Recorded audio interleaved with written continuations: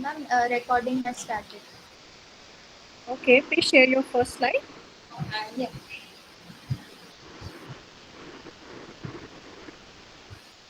Very good afternoon to all the participants. We are continuing our presentation from PhD Dialogues on various topics which are related to Rashtriya Poshan Maah 2021, Convergence towards Healthy Walk Through Life. And these presentations are made by the PhD students of the Department of Foods and Nutrition, Faculty of Family and Community Science, the Maharaja Sayaji Rao University of Baroda, Gujarat.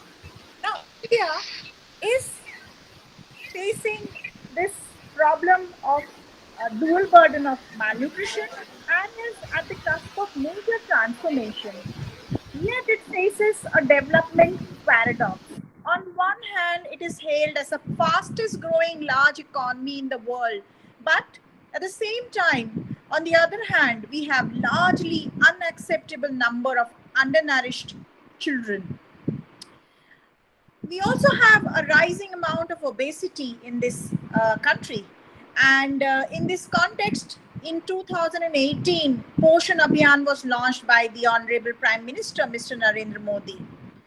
Uh, Earlier, the National Nutrition Week was celebrated, but over the period of years now, we are now converting the National Nutrition Week into National Nutrition Month, and September is celebrated as the Nutrition Month. Now, we have had a series of webinars, PhD dialogues in this context to sensitize the our participants regarding what are the various objectives of and what are the activities that are done during the Poshan Maah. And one very important activity is how do we actually control stunting. Another important aspect is the infant and young child nutrition, because if early initiation is not there, then or breastfeeding is not there, the faulty eating habits are there, incomplemented feeding patterns are not there, that that leads to childhood stunting. I request everyone to please mute yourself. So today is Gandhi. Kunjan Parmar. Can you mute whoever's mics are? So Kunjan, please today we mute have yourself. Gandhi, who's a speaker for today, and she's going to talk on childhood stunting and IVCN practices. And this session is going to be moderated by Miss Karamjeet Kaur. So over to you, Karamjeet, for taking this further. Thank you, ma'am. Thank you for giving us this opportunity. I would request participants to please mute yourself. So, as part of the Poshan Maha celebration, there is yet another interesting webinar on childhood stunting and IYCN practices. So, I introduce you all to today's speaker, Miss Devyanshi Gandhi, who has done her graduation and post-graduation in dietetics from Department of Foods and Nutrition, Faculty of Family and Community Sciences, the Maharaja Sayaji Rao University of Baroda. She has also cleared UGC NET and currently pursuing PhD in Foods and Nutrition under guidance of Professor Uma Iyer. She has also been awarded first prize for oral presentation in free communication category at the virtual international conference of Indian Dietetic Association, Dietetics in the Digital Era, Opportunities and Challenges. Also, she has been awarded second prize in oral presentation at the international conference on public health jointly organized by Navrachna University in collaboration with the University of Arizona. Also, she has been awarded third prize for oral presentation at the Global Cardiometabolic Conclave. She has presented papers and posters in various conferences and webinars. She is also active volunteer at Friends Society, a registered NGO since 2015, and served as the joint secretary. She has been on the post of the Student Executive Council in the Faculty of Family and Community Sciences, the Maharaja Sayaji Rao University of Baroda. So I welcome our speaker for today's talk and request her to begin with her presentation. Over to you, Ms. Divyanshi.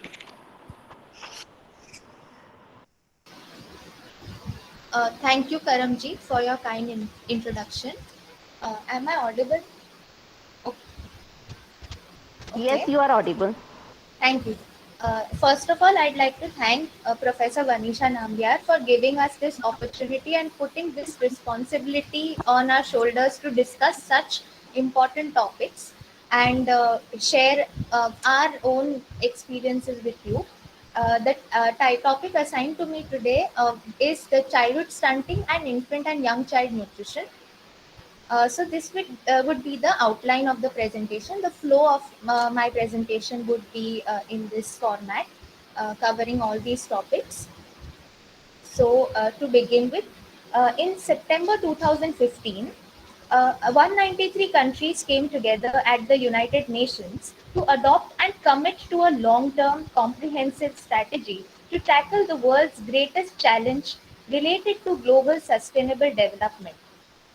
The result was the SDGs, that is the Sustainable Development Goals, a list of 17 goals to achieve a better and more sustainable future for all by 2030. So, of all these goals, the ones that today we'll be addressing would be related to zero hunger. That is goal number two. And its target 2.2 is that by 2030, end all forms of malnutrition, including achieving by 2025 the internationally agreed targets on stunting and wasting in children under 5 years of age and address the nutritional needs of adolescent girls, pregnant and lactating women, and older persons. Now, what is malnutrition? Malnutrition in all its forms includes undernutrition, including wasting, stunting, underweight, inadequate vitamins or minerals, overweight, obesity, and resulting diet related NCDs, that is, non communicable diseases. Around 45% of deaths among children under 5 years of age are linked to undernutrition, and these mostly occur in low and middle income countries. Now, child malnutrition includes stunting, wasting, and overweight as indicators as problems. So, stunting is the result of chronic or recurrent undernutrition in utero and early childhood, and children who are suffering from stunting may never reach their full potential height nor their full cognitive potential. And today we would be dealing with stunting in depth, and other topics would be discussed in the further upcoming sessions. Now, in the figure, you will be able to see the normal child on your left and the wasted child here, who is thinner than the normal child, and the stunted one, who is shorter than the normal child. And there is also a dual burden, which is wasting and stunting, where the child is thinner and shorter than normal child. And you can also see here an example of a stunted and wasted child versus a normal child. So, what does the data suggest? The UNICEF WHO World Bank Joint Child Malnutrition Estimates, which is a recent edition, suggests that in the year 2020, there was around 22% of children under 5 who were affected by stunting, around 6.7% children who were wasted, and 5.7% of them were overweight. And if we see in numbers, it is around 149.2 million children who were affected by stunting in 2020, 45.4 and 38.9 million children affected by overweight and wasting. Alarmingly, most children with malnutrition live in Africa and Asia. So, if you see, more than half of the children affected by stunting lived in Asia, and 2 out of 5 lived in Africa. Around more than two-thirds of all children under 5 affected by wasting lived in Asia, and almost half children affected by overweight lived in Asia, which is a cause of concern and needs to be addressed as soon as possible. Now, what is stunting? Too little height for age. Stunting or being too short for one's age is defined as a height that is more than two standard deviations below the WHO Child Growth Standards median, and it is an indicator of severe malnutrition.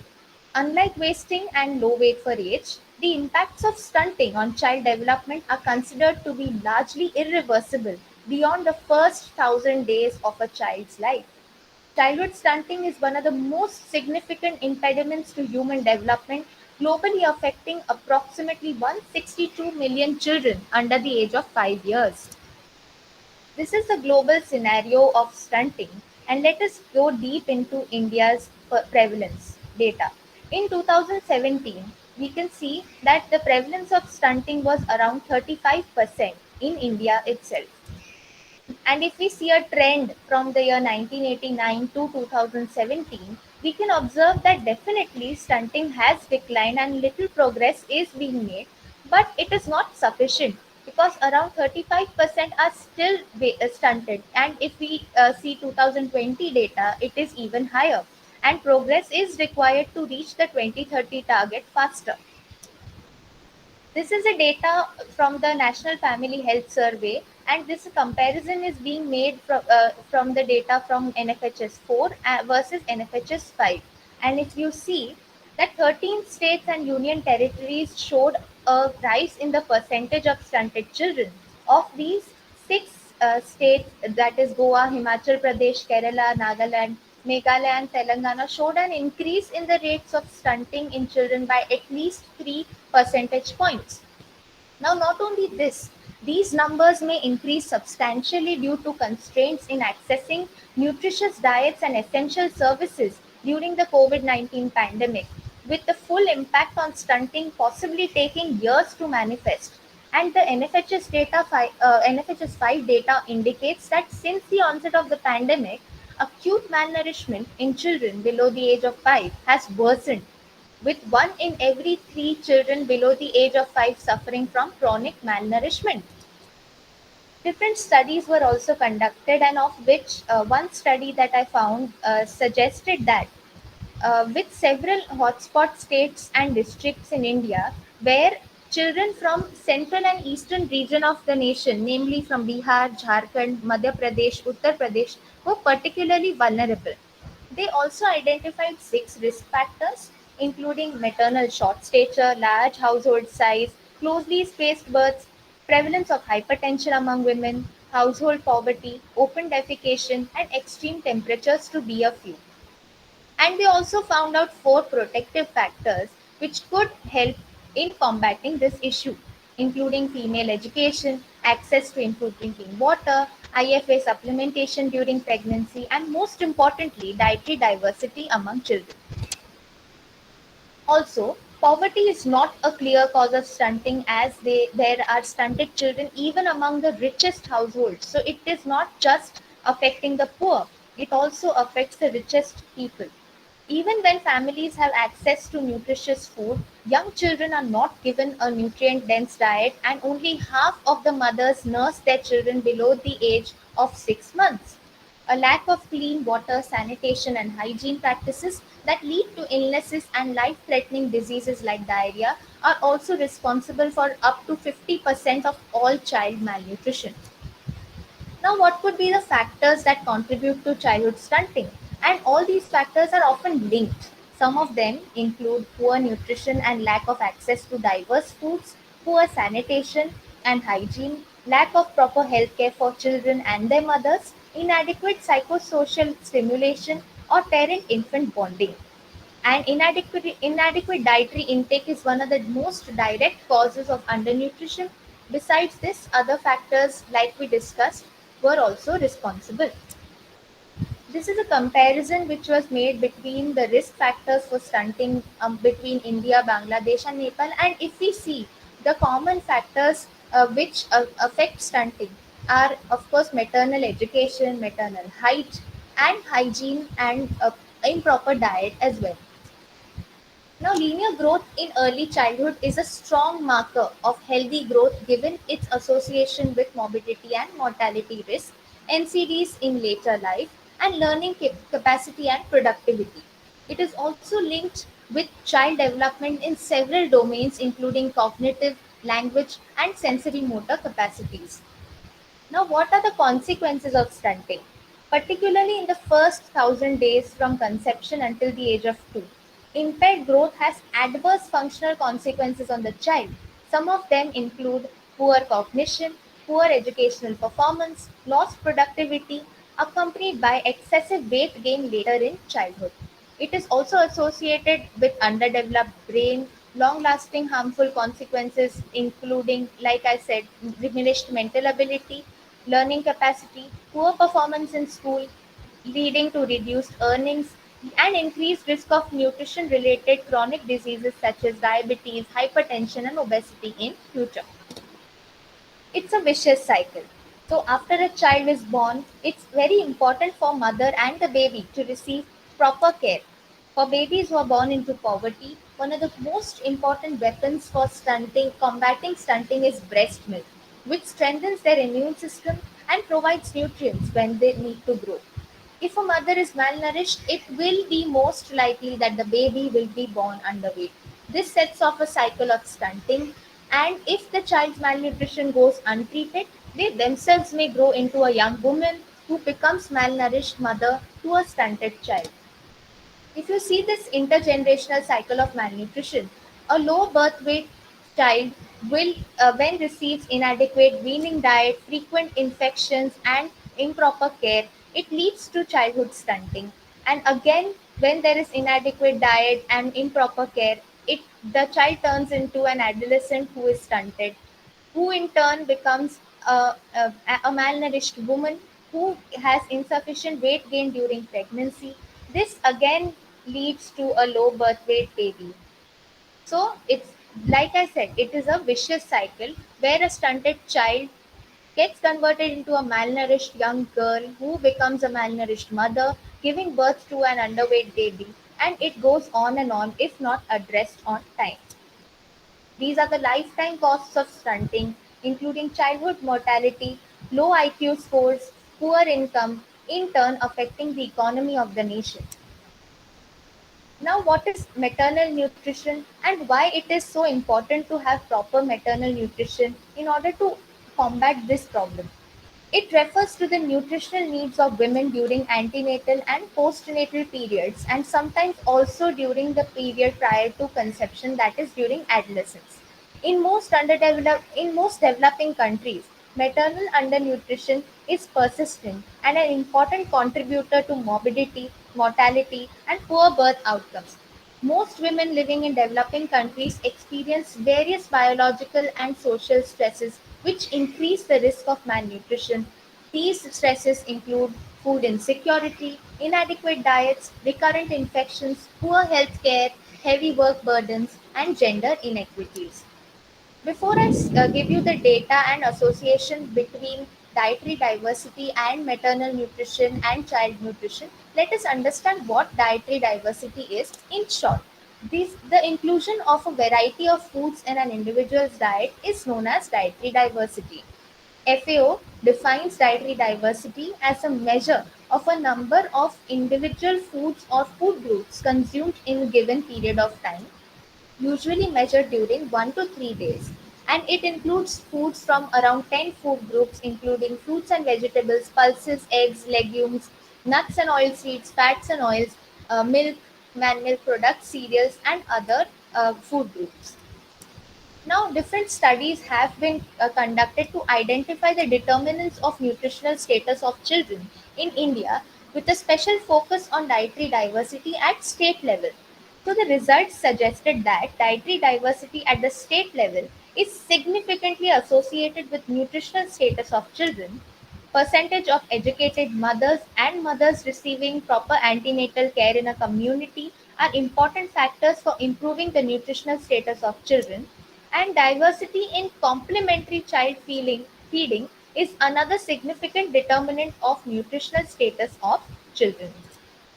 According to data from the RSOC, that is Rapid Survey on Children, in India, the total percentage of children aged 6 to 23 months who had minimum dietary diversity, that is 4 or more groups, was only 19.9%, which is alarming. A significant relationship between lower dietary diversity scores and higher levels of undernutrition and stunting has been observed in Philippines, Kenya, and India.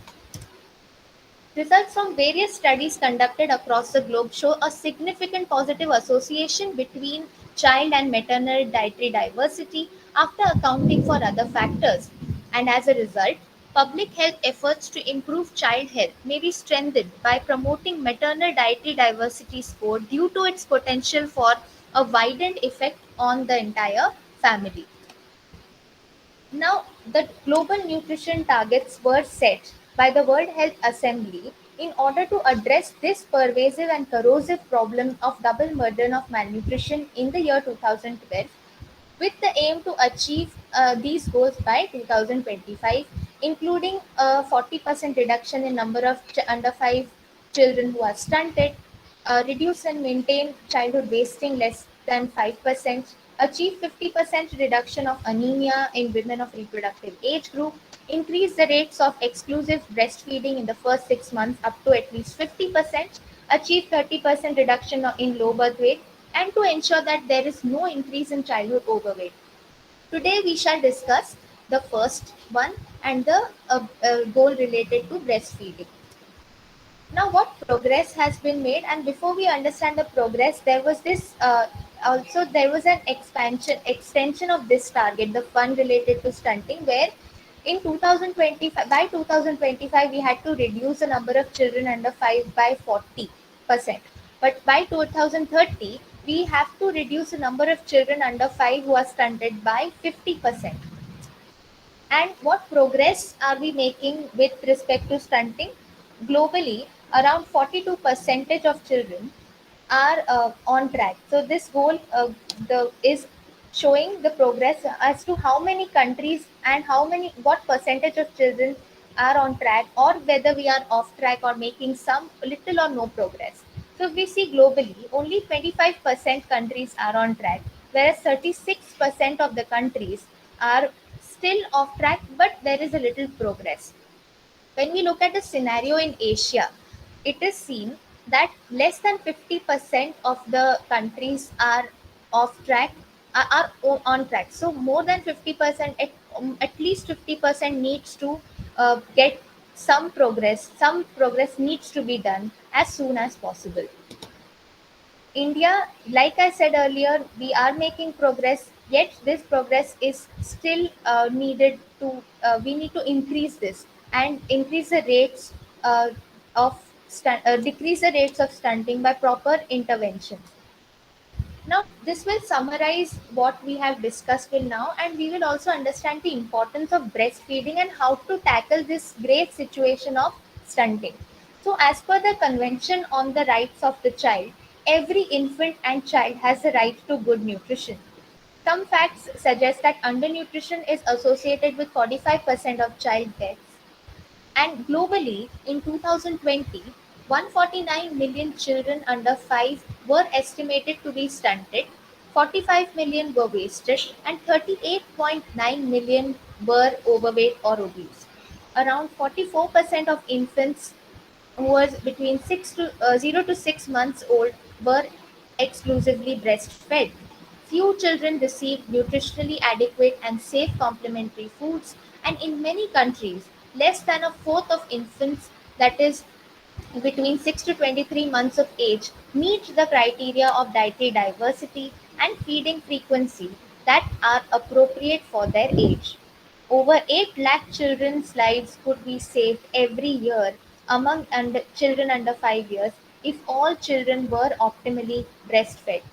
Breastfeeding alone improves IQ, school attendance, and is associated with higher income in adult life. And improving child development and reducing health costs through breastfeeding results in economic gains for individual families as well as at the national level. So, what does the WHO and UNICEF recommend? They say that early initiation of breastfeeding within 1 hour of birth is very essential. Also, we need to ensure that colostrum, which is a rich, sticky, clear, or yellow substance, also referred to as liquid gold, which is a precursor to breast milk, should be fed to the baby as early as possible. And exclusive breastfeeding for the first 6 months of life should be continued, and introduction of nutritionally dense, adequate, and safe complementary foods at 6 months, along with continued breastfeeding up to 2 years of age, should be done. Now, what are the benefits of breastfeeding to the babies? It protects babies against GI infections. Early initiation within 1 hour of birth protects them from acquiring infections and thereby reducing newborn mortality. The risk of mortality due to diarrhea and other infections can increase infants who are either partially breastfed or not at all breastfed. It is a very, very important and critical source of energy and nutrients in children, uh, normally also, and also during illnesses, and this helps to reduce mortality among children who are malnourished. Children and adolescents who were breastfed as babies are less likely to become overweight and obese in future, and they perform better on intelligence tests and have higher school attendance, and it is associated with thereby with high income in adult life, and improving child development and reducing healthcare costs results in economic gains for families as well as the nation. Also, it does not have benefits to the baby. It also has benefits to the mother. It reduces the risk of ovarian and breast cancer and helps spacing pregnancies. Exclusive breastfeeding of babies under 6 months has a hormonal effect which often induces a lack of menstruation. And this is a natural, safe method of birth control, also known as the lactation amenorrhea method. Now, after the first 6 months of life of breastfeeding, complementary feeding along with breastfeeding needs to start. Now, what are the guidelines for the same? If complementary foods are not introduced around the age of 6 months, or if they are given inappropriately, an infant's growth may falter. So, it has equal importance as well. Continue frequent on demand breastfeeding until 2 years of age or beyond. These are the guidelines that I'm discussing. Practice responsive feeding, practice good hygiene and proper food handling. Start at 6 months with small amounts of food, thereby increasing gradually as the child gets older.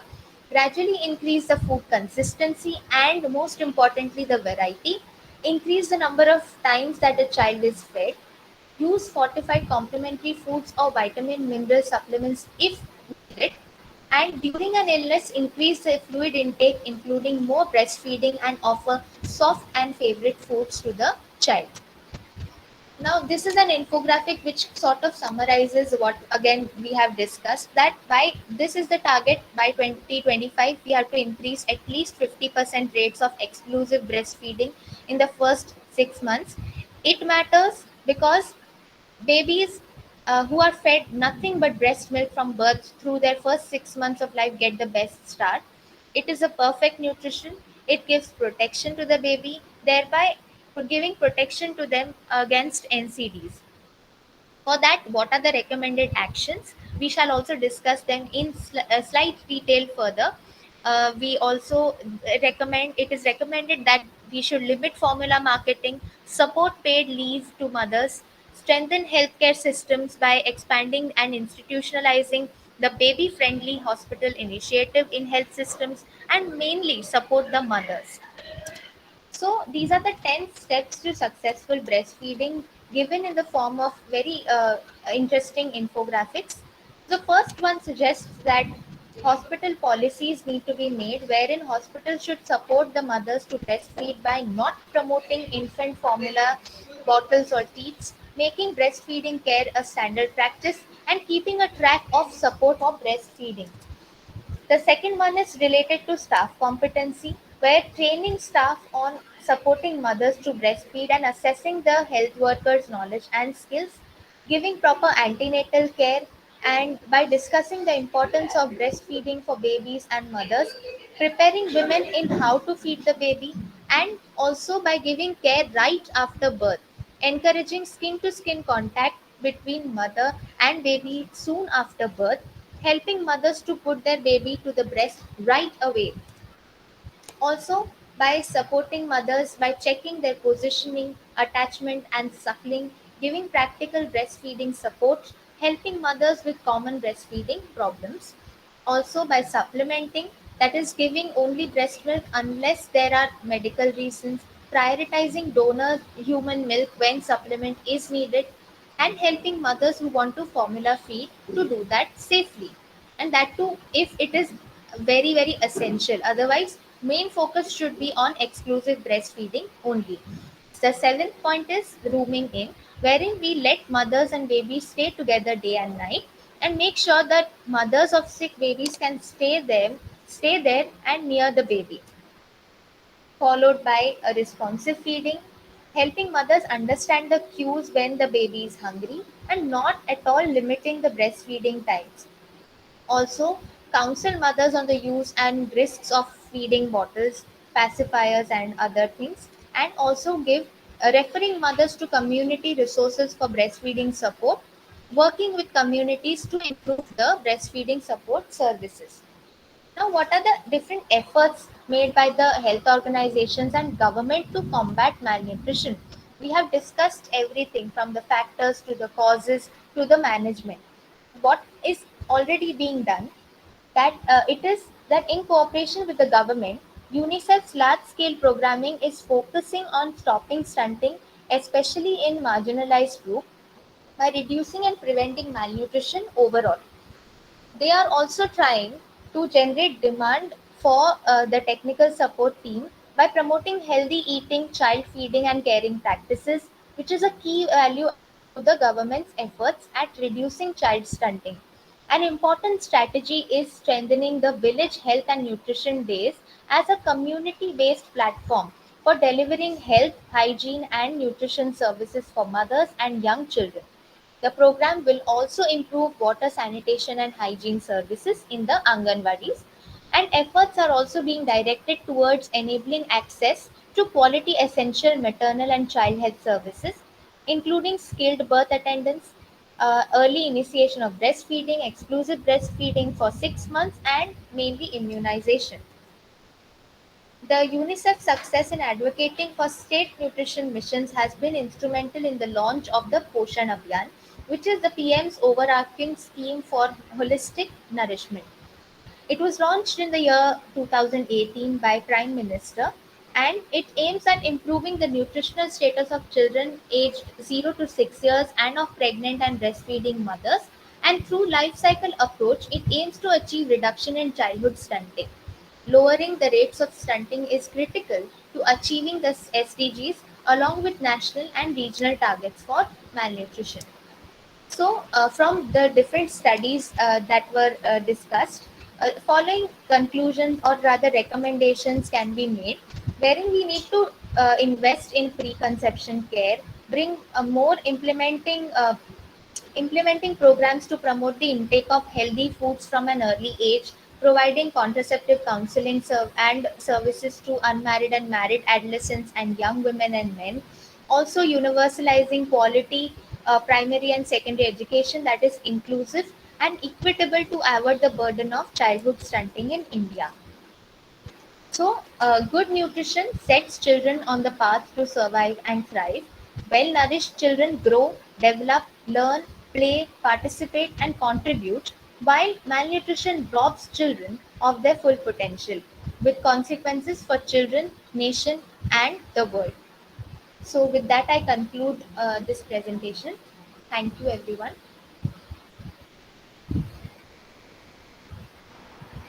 Thank you, Devyanshi, for this extensive and informative talk. Now this session is open for the queries. You can either unmute yourself or you can also type your queries in the chat box.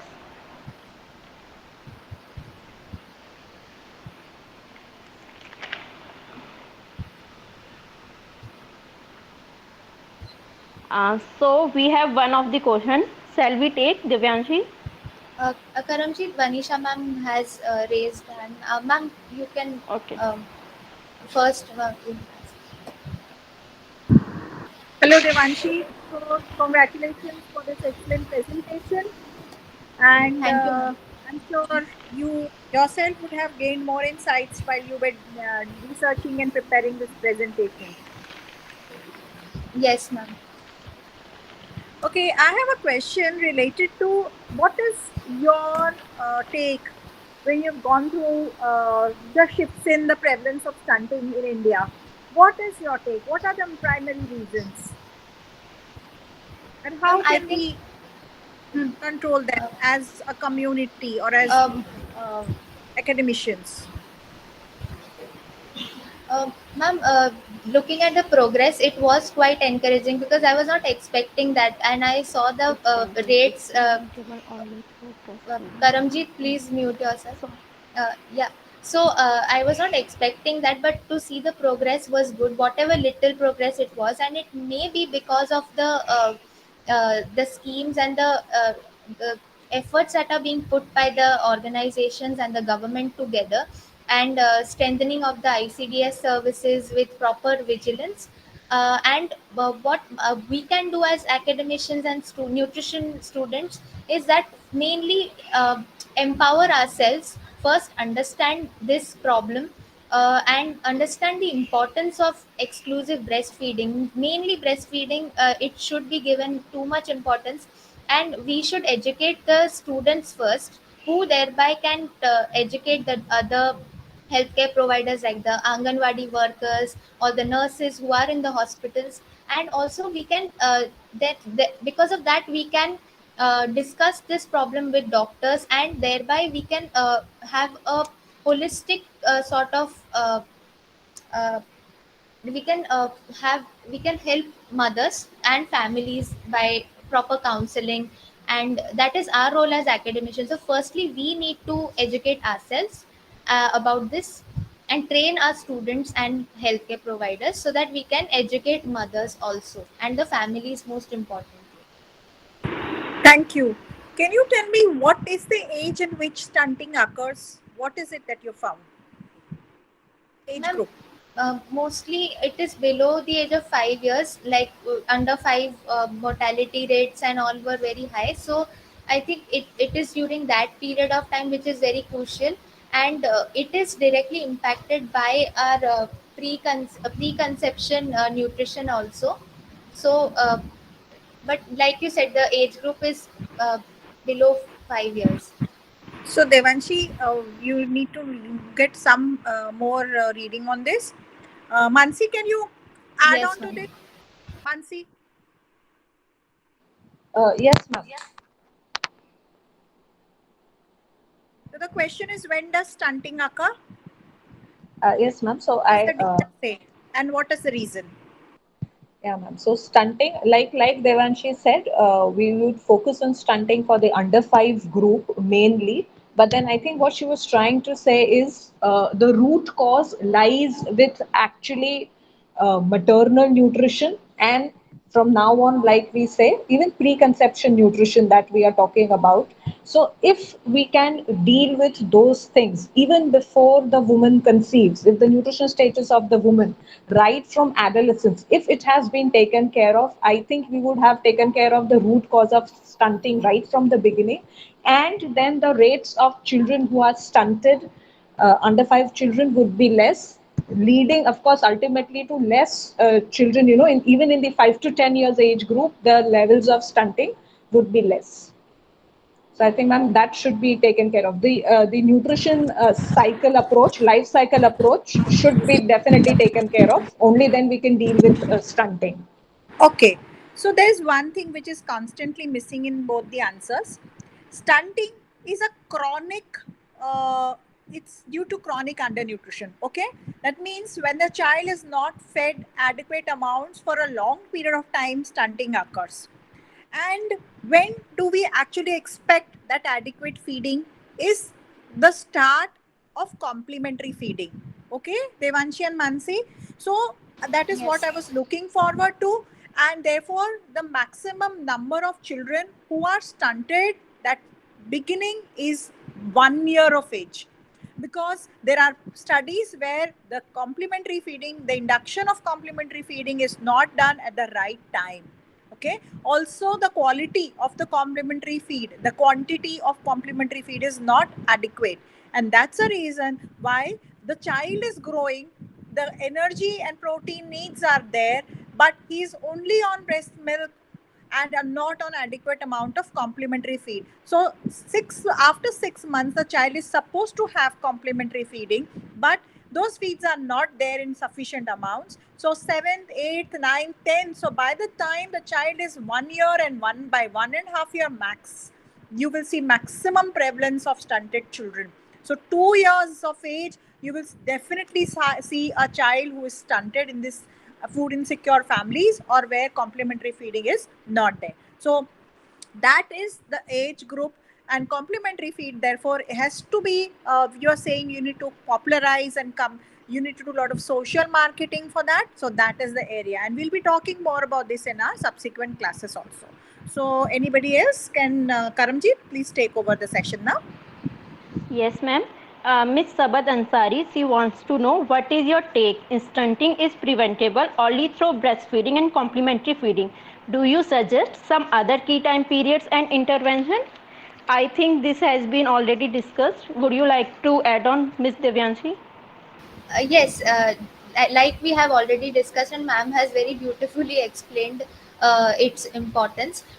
First, for 6 months, only exclusive breastfeeding, along with feeding of colostrum as the first immunization for the baby, is the most essential thing. So that is one thing that should not be missed. And after 6 months, along with breastfeeding, proper dietary diversity should be given in terms of in for the complementary feeding, so including all food groups slowly and steadily with increasing consistency for the till 2 years. And after that, and other factors that we can other interventions that we can help understand is through proper sanitation and hygiene. These things also indirectly or directly affect uh, the health status of children. So, but yes, breastfeeding and complementary feeding together can help. Okay. So there is another question. Can stunting be addressed for catch-up growth in adolescence? Uh, yes, yes, it can be, but again, like we said, irreversible damage is being caused if proper attention is not given at the very beginning.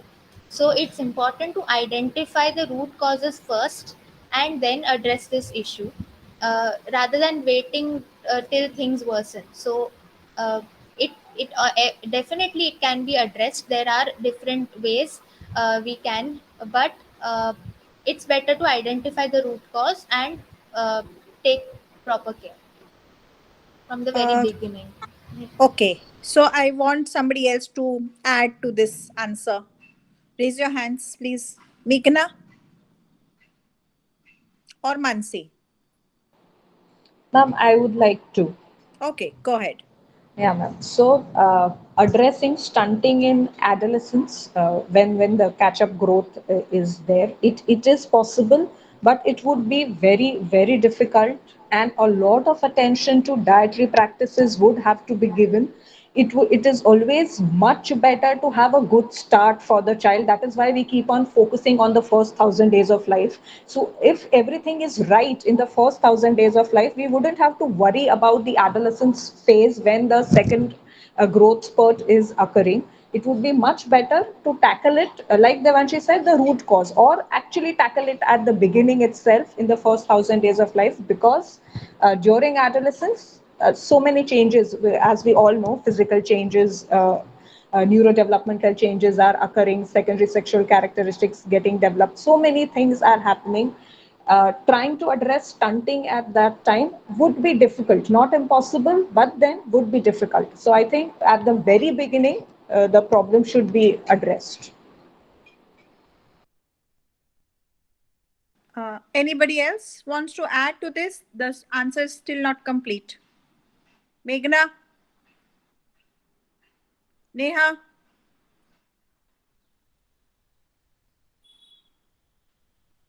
Okay, Devanshi.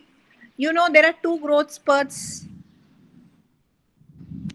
Okay? Yes, Am I yes, audible? yes, yes, Okay? ma'am. And in adolescent, which is 9 to 19. the teenage year, there is a time when there is growth spurt as well as pubertal changes. So there is a possibility of growing several inches in several months during that 9 to 19 years. Understood? So if you've missed the 1,000 days, you catch up during your pubertal period. Understand?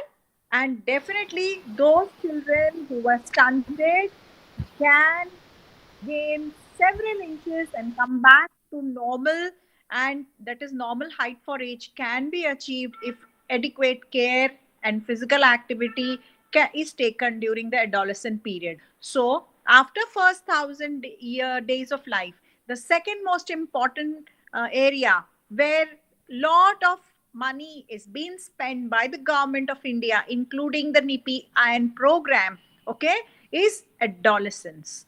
And the reason is you feed them well, they grow well. Okay? So thank you. Next question. Anybody has? Karamjit, you can continue. Okay. We have also one more query.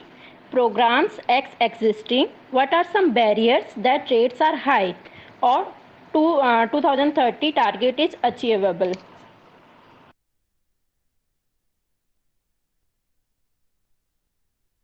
A few barriers that can be is again lack of outreach, lack of awareness, maybe.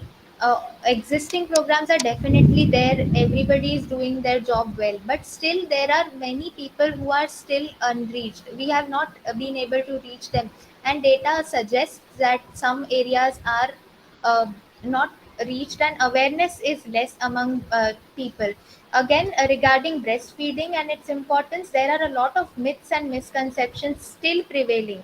So like we discussed earlier, it is very important that we make a team and everyone together, including the families, work together and promote this the important intervention, which is breastfeeding.